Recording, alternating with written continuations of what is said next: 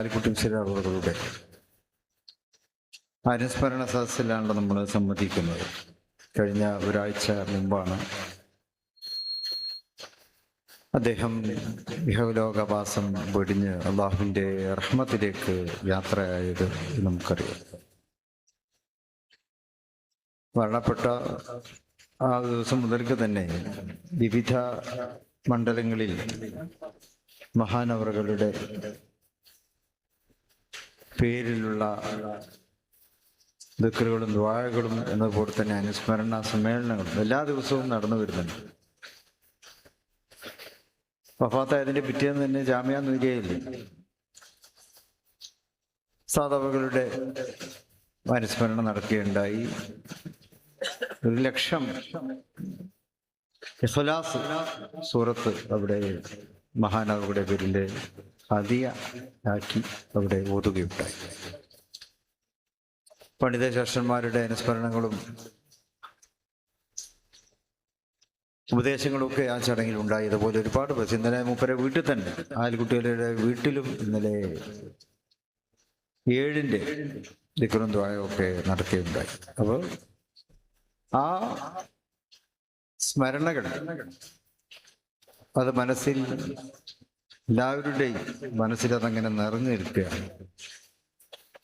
ഏതാണ്ട് 1/2 നൂറ്റാണ്ടിൻ്റെ പ്രവർത്തന പാരമ്പര്യം ആലിക്കുട്ടി ഉസ്താദിന് സംസ്ഥയെ സംബന്ധിച്ചിടത്തോളം ഉണ്ട്. വൈജ്ഞാനിക മേഖലയിൽ 16-ാമത്തെ വയസ്സിൽ തന്നെ അദ്ദേഹം ഖതീബായി എന്നാണ് ഞാൻ മനസ്സിലാക്കുന്നത്. 20 വയസ്സിൽ ഖാദിയായിട്ടുണ്ട്. പിന്നെ ഉസ്താദ് നേരത്തെ ഇവിടെ ഉസ്താദോട് സൂചിപ്പിച്ചതുപോലെ പിന്നെ ജാമിയയിലേക്ക് കടന്നു വരികയാണ്. ഉമ്മുൽ മദാരിസ് അവിടെ ഉസ്താദായി കടന്നു വന്നു. പിന്നീട് പ്രിൻസിപ്പാലായിട്ടാണ് വിരമിച്ചത് എന്ന് നമുക്കറിയാം. പക്ഷേ ജാമിയയെ സംബന്ധിച്ചിടത്തോളം ആലിക്കുട്ടിയിലെ ഒരു ഉസ്താദ് മാത്രമായിരുന്നില്ല. ജാമിയയെ നെഞ്ചിലേറ്റിയാണ് മഹാനവറുകൾ ഓരോ ദിവസവും ആ ഒരു ഹൃദയ വികാരം അദ്ദേഹം ജാമിയ നൂരിയ റബിയയും സംബന്ധിച്ചിടത്തോളം ഉണ്ടായിരുന്നു എന്നുള്ളതാണ്. ഏതവസരത്തിലും അവിടെ ഉണ്ടാവും. അവിടെയും അദ്ദേഹത്തെ ആളുകൾ കാണുവാൻ വരും, അവരോട് സംസാരിക്കും. ഫത്വ സംബന്ധമായിട്ടുള്ള വിഷയങ്ങളിൽ അഭിപ്രായം തേടി വരും. അത് എല്ലാവർക്കും മനസ്സിലാകുന്ന ഭാഷയിൽ അദ്ദേഹം അത് പകർന്നു കൊടുക്കും. വിദ്യാർത്ഥികളുടെ കാര്യത്തിൽ മക്കളോടെന്ന പോലെയുള്ള സ്നേഹമാണ് അദ്ദേഹത്തിനുണ്ടായിരുന്നത്. അദ്ദേഹത്തിൻ്റെ ശിഷ്യഗണങ്ങൾ ഈ വേദിയിൽ തന്നെ ഒരുപാട് പേരുണ്ട്. ജീവിതത്തിൻ്റെ നാനാ തുറകളിലും ഉന്നത സ്ഥാനങ്ങൾ വഹിക്കുന്നവരാണ്. മുഷാവറയിലേക്ക് വരെ തിരഞ്ഞെടുക്കപ്പെട്ടിട്ടുള്ള അദ്ദേഹത്തിൻ്റെ ശിഷ്യഗണങ്ങൾ, അവരെയൊക്കെ സ്വന്തം മക്കളെ എന്ന പോലെയാണ് അദ്ദേഹം കരുതിയിരുന്നത്, പരിഗണിച്ചിരുന്നത് നമുക്കറിയാം.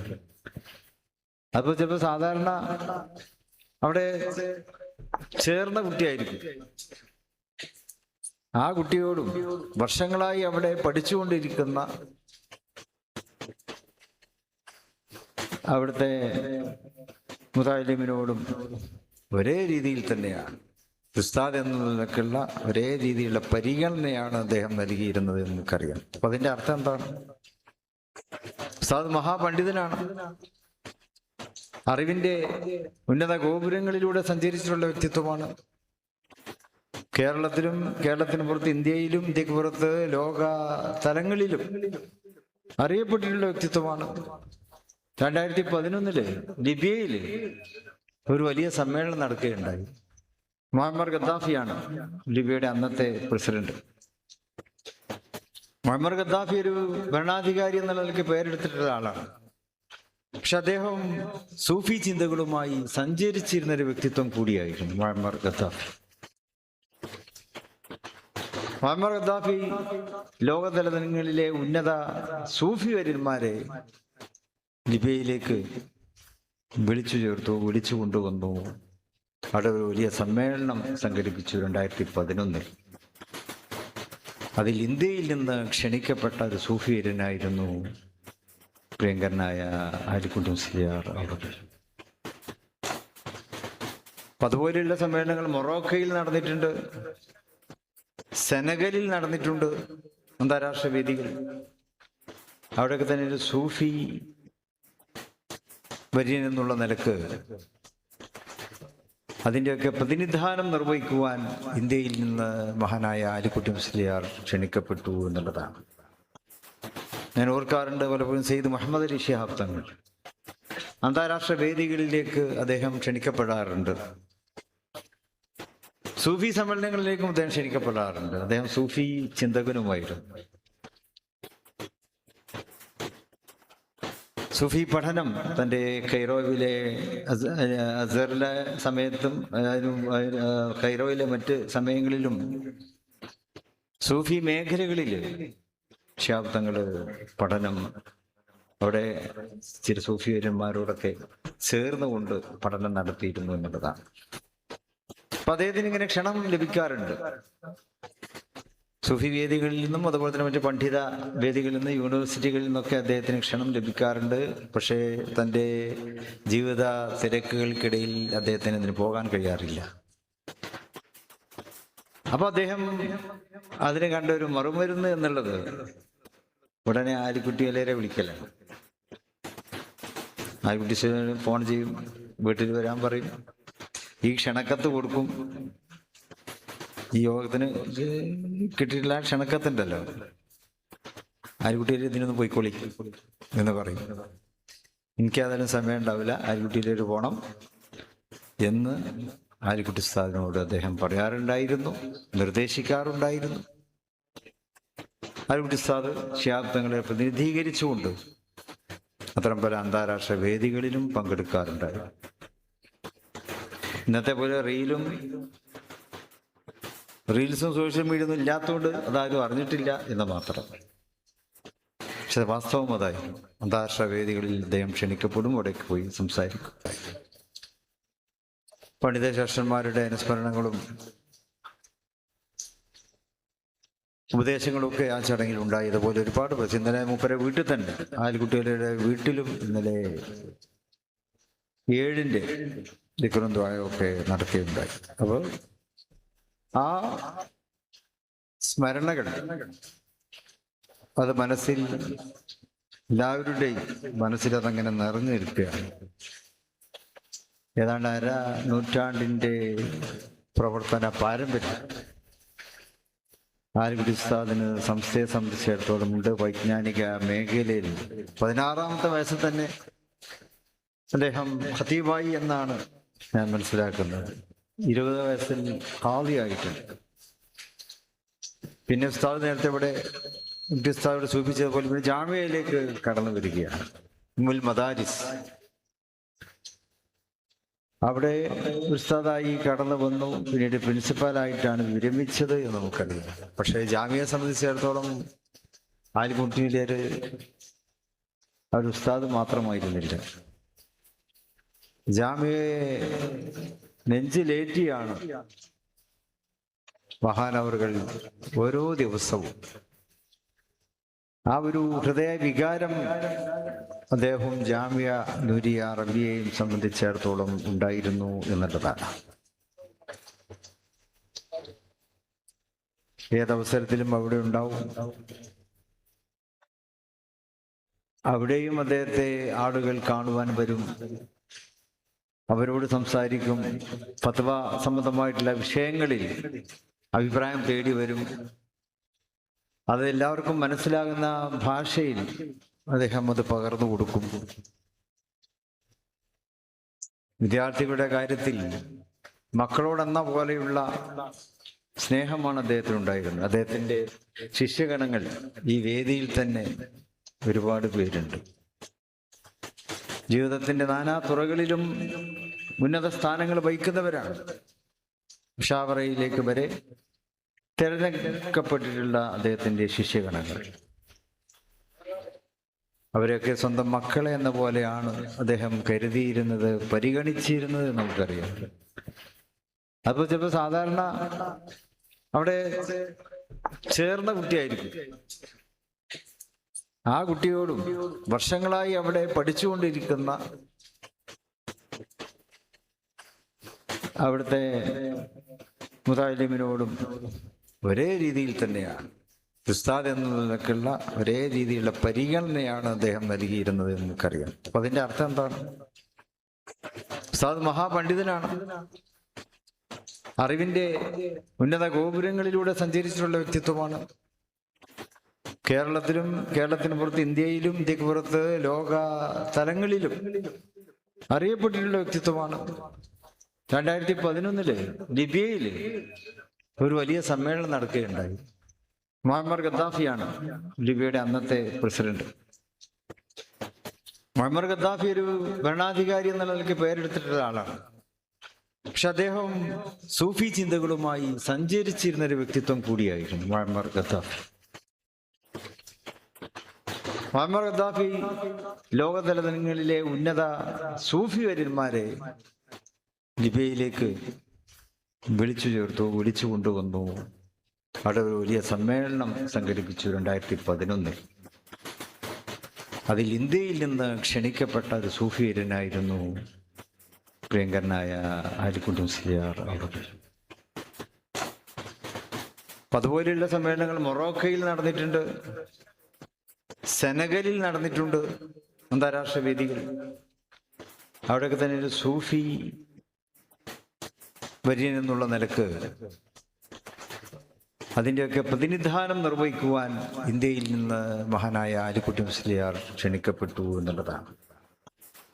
ഞാൻ ഓർക്കാറുണ്ട് പലപ്പോഴും സെയ്ദ് മുഹമ്മദ് അലി ശിഹാബ് തങ്ങൾ അന്താരാഷ്ട്ര വേദികളിലേക്ക് അദ്ദേഹം ക്ഷണിക്കപ്പെടാറുണ്ട്, സൂഫി സമ്മേളനങ്ങളിലേക്കും അദ്ദേഹം ക്ഷണിക്കപ്പെടാറുണ്ട്. അദ്ദേഹം സൂഫി ചിന്തകനുമായിരുന്നു.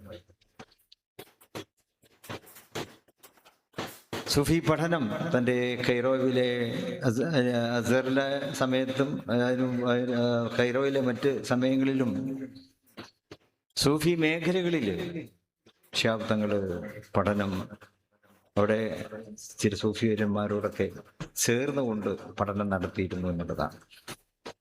അപ്പൊ അദ്ദേഹത്തിന് ഇങ്ങനെ ക്ഷണം ലഭിക്കാറുണ്ട് സൂഫി വേദികളിൽ നിന്നും, അതുപോലെ തന്നെ മറ്റു പണ്ഡിത വേദികളിൽ നിന്നും, യൂണിവേഴ്സിറ്റികളിൽ നിന്നൊക്കെ അദ്ദേഹത്തിന് ക്ഷണം ലഭിക്കാറുണ്ട്. പക്ഷേ തൻ്റെ ജീവിത തിരക്കുകൾക്കിടയിൽ അദ്ദേഹത്തിന് ഇതിന് പോകാൻ കഴിയാറില്ല. അപ്പൊ അദ്ദേഹം അതിന് കണ്ട ഒരു മറുമരുന്ന് എന്നുള്ളത് ഉടനെ ആലിക്കുട്ടിയലേരെ വിളിക്കലാണ്. ആലിക്കുട്ടി ഫോൺ ചെയ്യും, വീട്ടിൽ വരാൻ പറയും, ഈ ക്ഷണക്കത്ത് കൊടുക്കും. ഈ യോഗത്തിന് കിട്ടിയിട്ടില്ല ക്ഷണക്കത്തുണ്ടല്ലോ, ആലിക്കുട്ടിയിൽ ഇതിനൊന്ന് പോയിക്കോളി എന്ന് പറയും.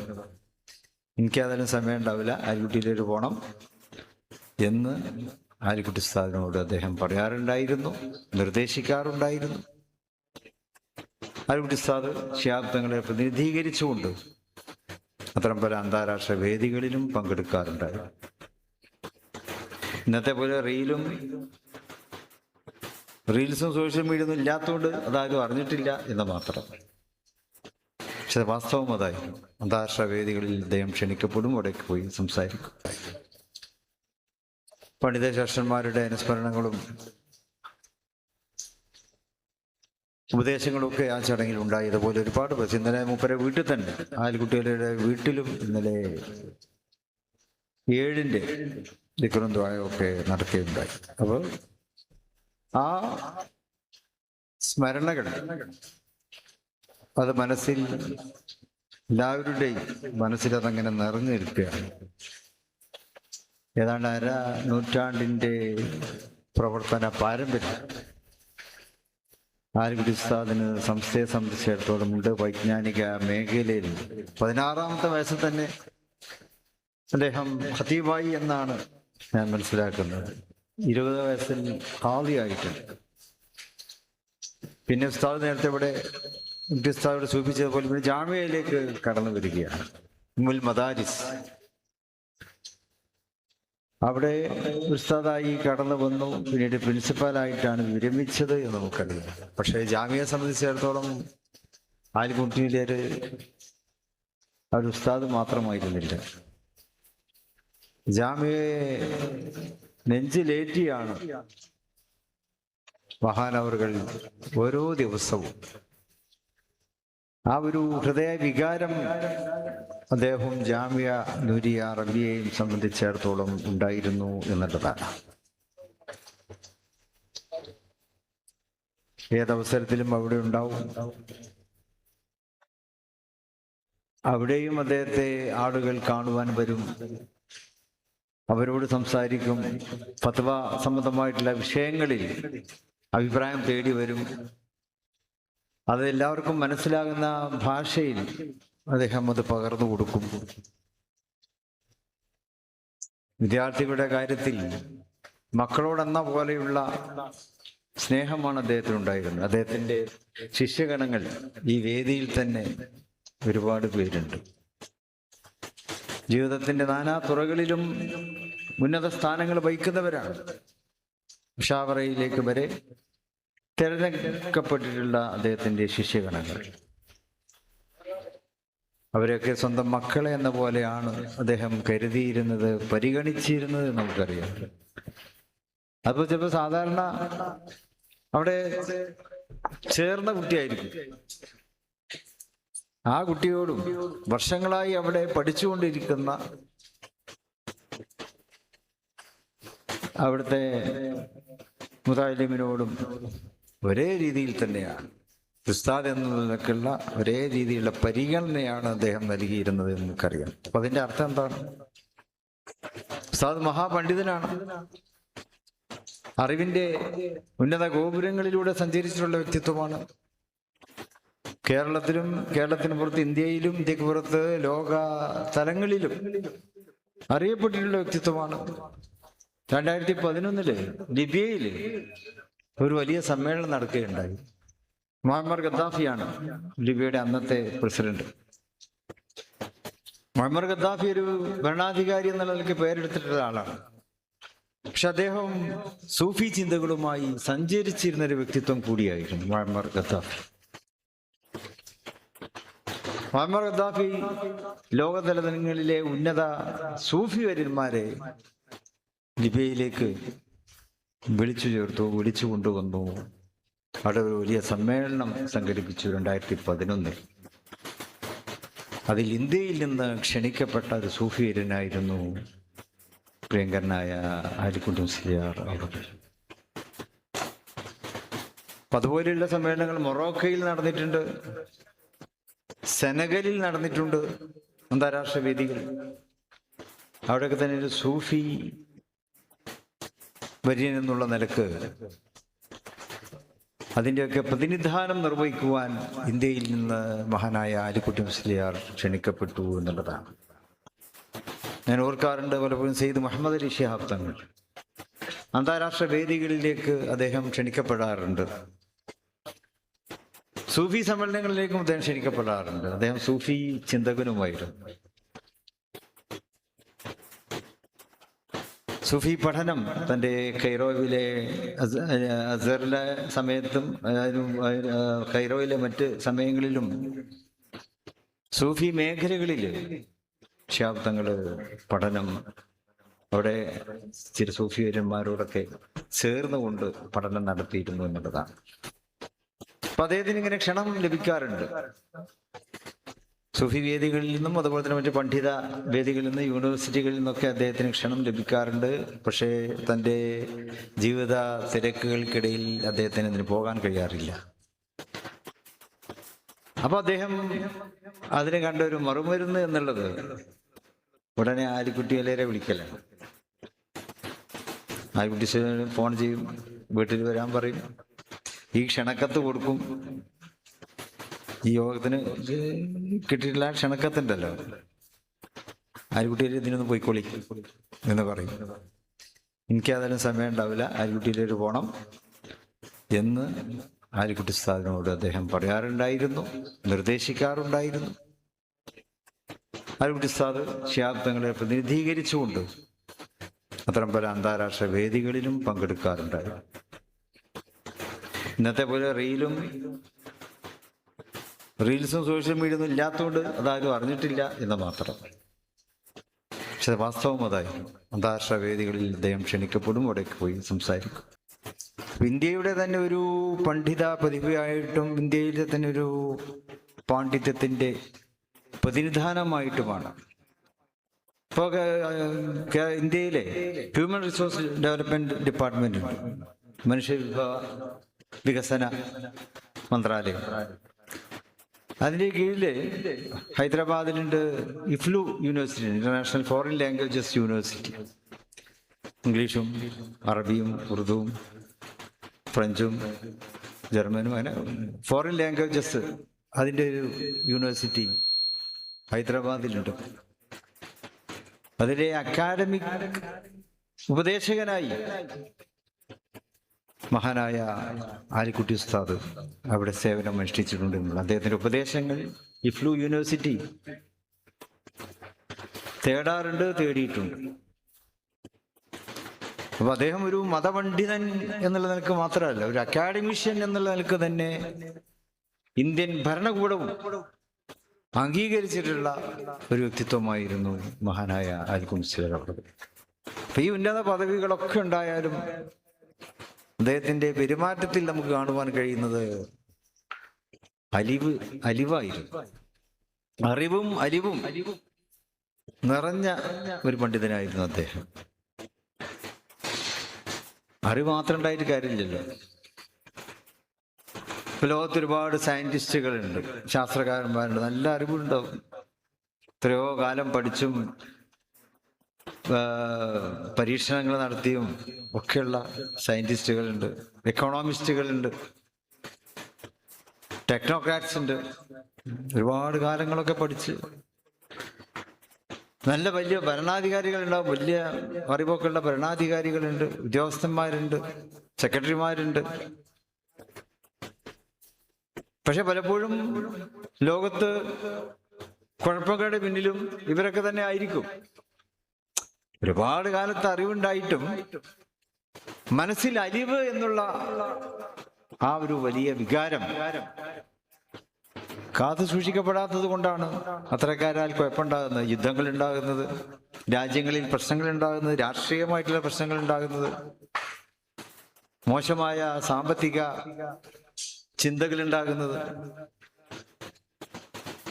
അത് മനുഷ്യത്വം നഷ്ടപ്പെടുമ്പോൾ, അറിവിന്റെ ഉന്നതങ്ങളിൽ വിരാജിക്കുന്നവർക്ക് മനുഷ്യത്വം നഷ്ടപ്പെടുമ്പോൾ അതിൻ്റെ ഏറ്റവും വലിയ പ്രത്യാഘാതം അത് സമൂഹത്തിനാണ് ഉണ്ടാകുന്നത്. സമൂഹത്തിനും ലോകത്തിനും ലോകത്തെ മനുഷ്യർക്കുമാണ് ഉണ്ടാകുന്നത്, ഒരു വ്യക്തിക്കല്ല.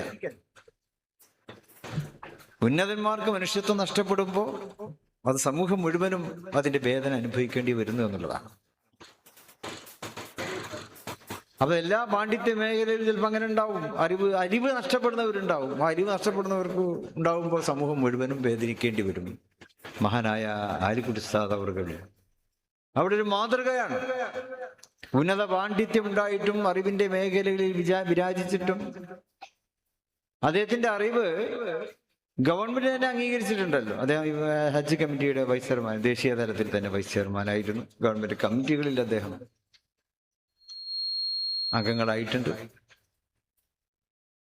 അപ്പൊ അങ്ങനെയൊക്കെ ഉണ്ടായിട്ടും അദ്ദേഹം മനസ്സിൽ കാത്തു സൂക്ഷിച്ച ആ ഒരു വലിയ വികാരം, അലിവ് എന്നുള്ള വികാരം, അത് എല്ലാ കാലത്തേക്കും മാതൃകയാണ്. എല്ലാ പണ്ഡിതന്മാർക്കുമുള്ള മാതൃക കൂടിയാണ്. ഒരു പണ്ഡിതന്റെ പാഥേയം എന്താണ്?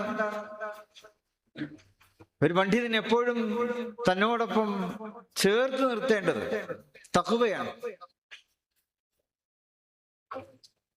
മഹാനായ ആലിക്കുട്ടി ഉസ്താദിന്റെ ജീവിതത്തിൽ നമുക്ക് കാണുവാൻ കഴിയുന്ന എപ്പോഴും അത് തന്നെയാണ്. തഖ്വയെ എപ്പോഴും മുറുകെ പിടിച്ചുകൊണ്ടുള്ള ഒരു വ്യക്തിത്വമായിരുന്നു അദ്ദേഹം.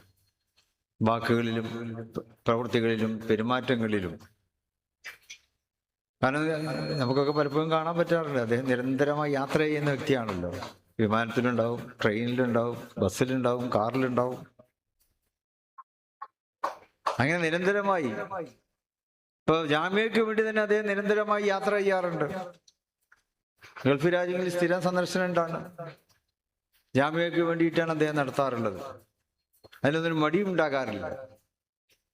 അപ്പൊ അങ്ങനെ നൈരന്തര്യം, ജീവിതത്തിലെ പ്രവർത്തനങ്ങളുടെ നൈരന്തര്യത്തിനിടയിലും അദ്ദേഹം കാത്തു സൂക്ഷിച്ച തഖ്വ എന്നുള്ള ആ ഒരു വലിയ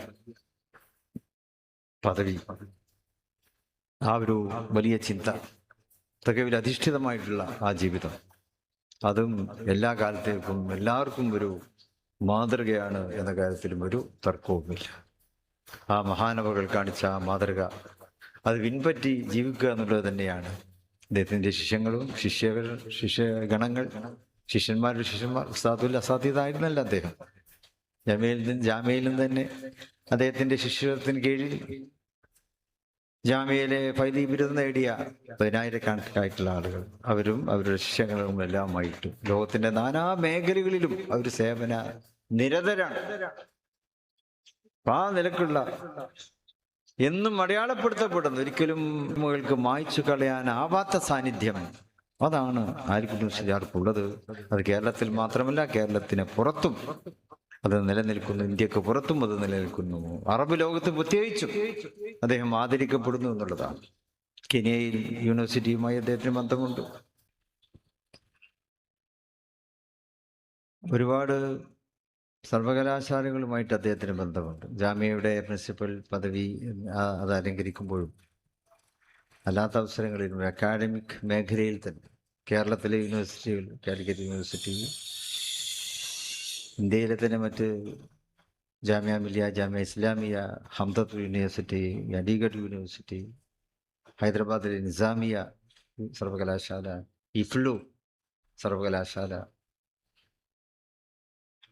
ജാമ്യ അസ്ഹർ, ഈജിപ്തിലെ ജാമ്യ അസ്ഹർ, കൈറോ യൂണിവേഴ്സിറ്റി, ലിബിയയിലെ യൂണിവേഴ്സിറ്റികൾ,